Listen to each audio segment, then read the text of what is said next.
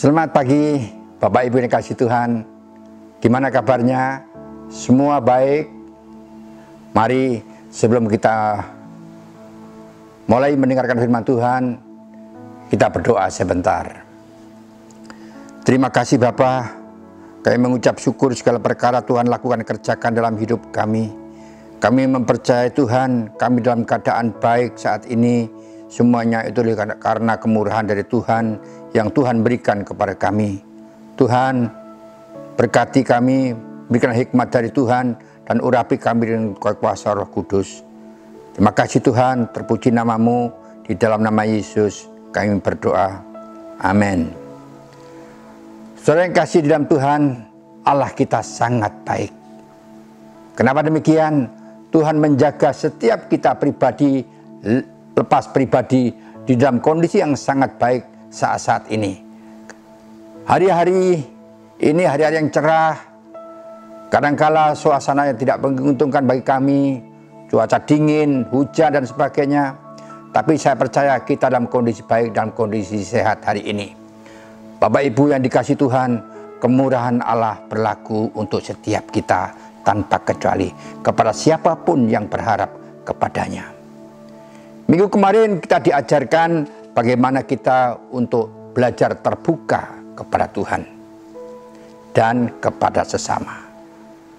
Kenapa keterbukaan ini sangat dibutuhkan dan sangat diperlukan dalam kehidupan setiap kita? Saudara yang kasih dalam Tuhan, ada statement yang mungkin kita kenal. Keterbukaan adalah awal pemulihan. Berarti keterbukaan ini sangat dibutuhkan dan sangat diperlukan dalam kehidupan setiap kita pribadi lepas pribadi. Di dalam segala hal. Kepada rekan kita, di komunitas kita, dengan teman-teman kita, dengan gereja kita. Kenapa? Supaya hidup kita dipulihkan sering kasih. Tanpa keterbukaan, pemulihan tidak akan terjadi. Tapi bila kita mulai terbuka, pemulihan mulai terjadi dalam hidup kita. Pertanyaannya, kenapa banyak orang tidak mau terbuka dalam segala hal atau segala persoalannya? Dia mengandalkan dirinya sendiri, dia mengandalkan pengalamannya sendiri. Padahal apabila dia mau terbuka, rekan, teman, komunitas akan mendukung di dalam doa. Paling tidak rekan-rekan akan mendoakan segala persoalan yang dihadapinya. Tetapi kenapa tidak terbuka? Karena banyak hal alasannya. Harga diri, gengsilah, ya, itu dapur pribadi, tidak boleh diungkapkan, tidak mau dibuka, dan sebagainya. Kepada rekan saja tidak mau terbuka, apalagi kepada Tuhan. Sering kasih. Nggak enak ngomong sama Tuhan. Sering saya dengar orang mengatakan ngomong sama Tuhan itu malu apabila melakukan sesuatu yang tidak baik, yang tidak terpuji. Ada perasaan gak enak sama Tuhan. Juga demikian kepada sesama. Sering kasih yang pada akhirnya segala persoalan yang mereka hadapi, dia pikirkan sendiri, dia renungkan sendiri, dia rasakan sendiri. Yang pada akhirnya orang tersebut akan stres karena tidak mau terbuka. Bahkan tidak ada solusi dengan apa yang mereka hadapi. Saudara yang kasih di dalam Tuhan, keterbukaan dibutuhkan bagi setiap pribadi. Ayo kita terbuka dengan rekan, dengan teman, juga terbuka dengan Tuhan. Tuhan rindu mendengar keterbukaan saudara dan saya. Apapun yang kita alami, apapun yang kita hadapi hari-hari ini, dan apapun yang kita perjuangkan di dalam hidup ini, membutuhkan keterbukaan. Tidak ada baiknya atau tidak baik disimpan dalam kehidupan kami atau kita apabila ada hal yang buruk. Hal buruk itu kalau disimpan di dalam hidup ini, maka hal yang buruk akan beranak pinak yang akhirnya menjadi besar persoalannya. Saudara yang kasih, mari kita sama-sama belajar membuka diri, membuka hati kita. Izinkanlah Tuhan beroperasi dalam hidup kita. Izinkanlah Tuhan ambil alih segala persoalan yang ada dalam hidup kita. Kalau kita tidak mau terbuka kepada sesama dan kepada Tuhan, bagaimana mungkin Tuhan akan ambil bagian dalam hidup ini? kita terbuka, maka Tuhan akan masuk dalam hidup kita. Dan Tuhan memberikan solusi di dalam hidup ini. Yang kasih dalam Tuhan, Allah kita, Allah yang luar biasa dalam kehidupan setiap kita, pribadi lepas pribadi. Tuhan menyukai keterbukaan. Mari kita sama-sama belajar terbuka hari-hari ini kepada Tuhan.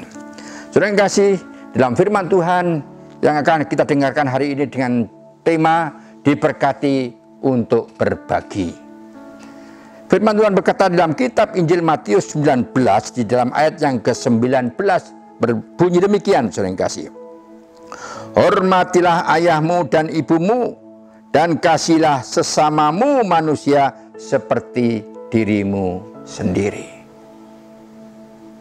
Pesan Tuhan buat setiap kita, kita harus mengasihi orang tua atau menghormati orang tua kita. Dan yang kedua, kita harus mengasihi sesama manusia seperti dirinya sendiri.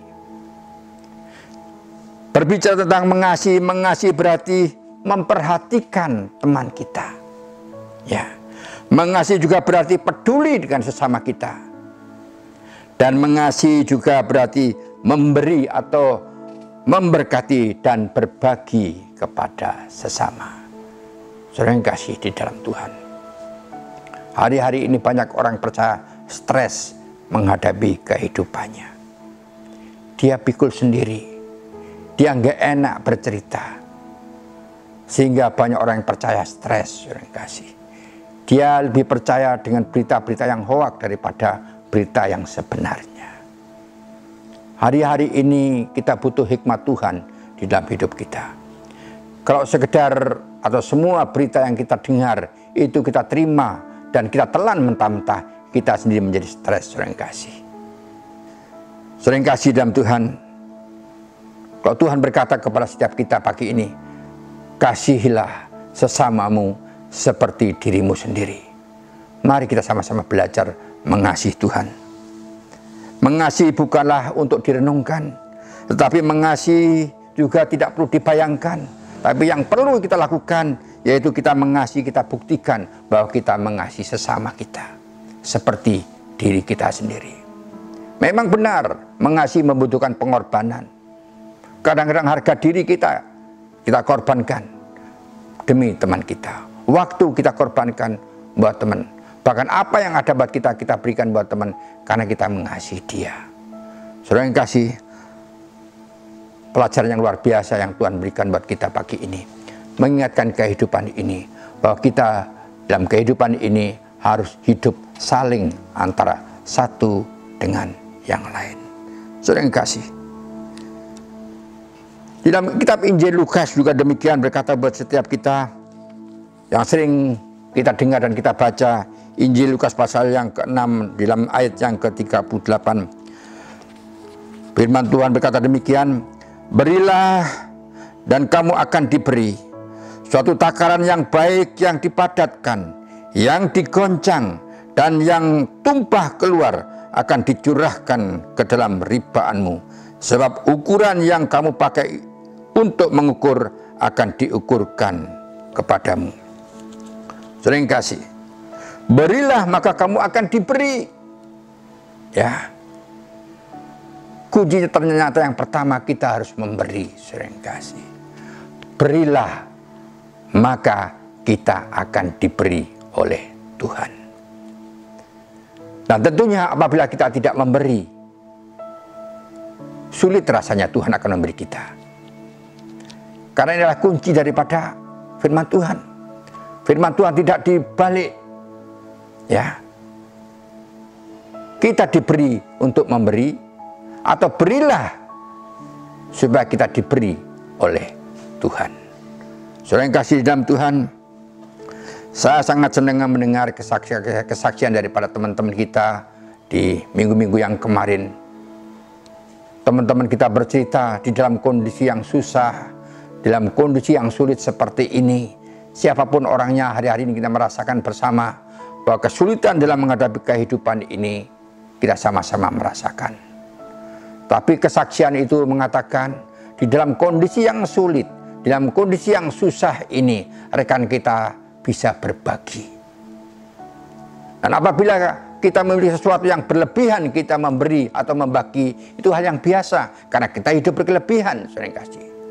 Di dalam kondisi kita yang sulit dan susah ini, ya, kita bisa berbagi, itu yang luar biasa, saudara yang kasih.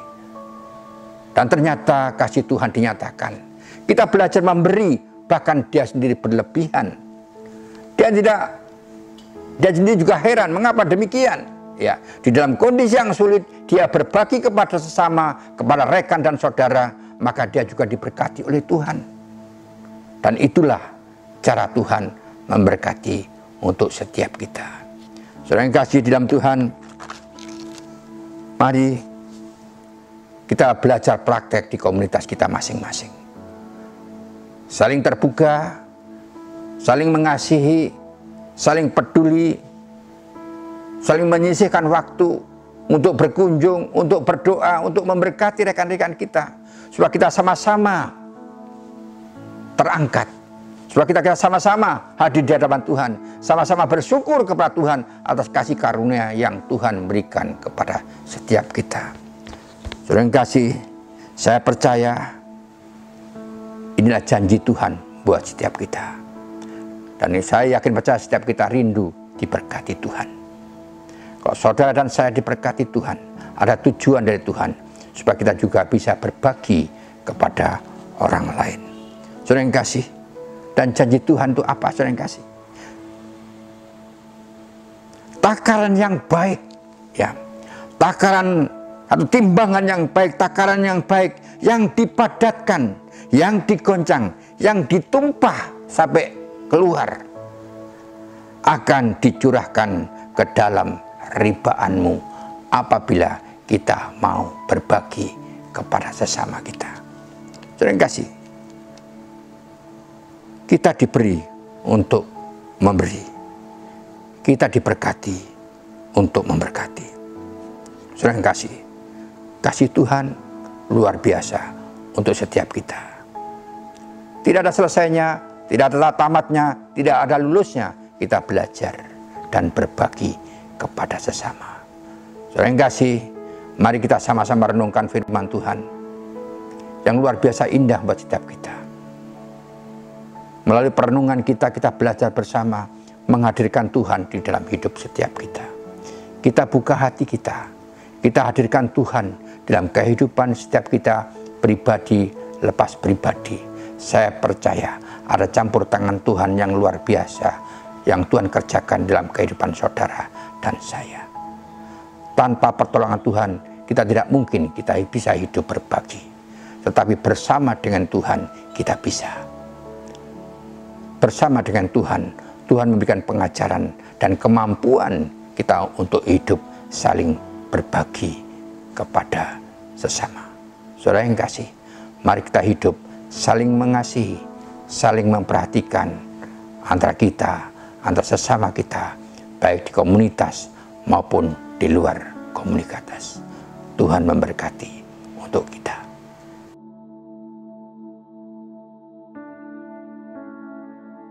Saudara-saudara yang kasih dalam Tuhan, setelah kita mendengarkan renungan firman yang singkat, tolong apa yang kami sampaikan ini dibahas dalam komunitas Anda atau saudara. Pertanyaan sedemikian, saudara yang kasih. Apakah pribadi-pribadi sudah mempraktekkan kasih? Dan yang kedua, apakah kasih itu menurut saudara? Dan yang ketiga, apakah saudara percaya kita diberkati untuk memberkati? Terima kasih.